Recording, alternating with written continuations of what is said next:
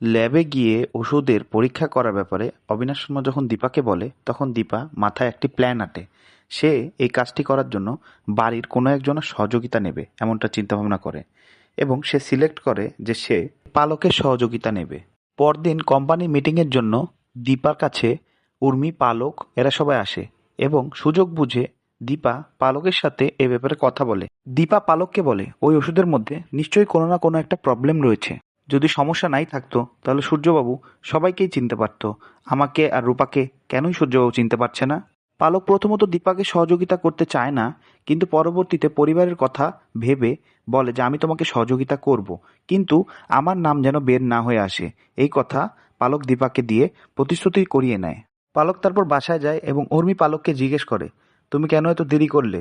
আর কী বা কথা ছিল যা তুমি দীপার সাথে পার্সোনালি বলছো, আমাদের কাউকে জানাচ্ছ না?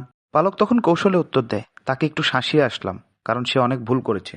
এবং কথা প্রসঙ্গে চুপ করে দেখে নেয় যে ওষুধের বোতলটা কোথায় আছে। আর পালক মনে মনে ভাবে কিভাবে ওই ওষুধের স্যাম্পলটা উর্মির কাছ থেকে নিজের আওতায় আনা যায়। তো বন্ধুরা, এমনটাই যদি হয় তাহলে কেমন হবে? পালক কি পারবে দীপাকে সহযোগিতা করবে, নাকি অন্য কেউ দীপাকে সহযোগিতা করবে ওষুধের স্যাম্পলটি এনে দিতে?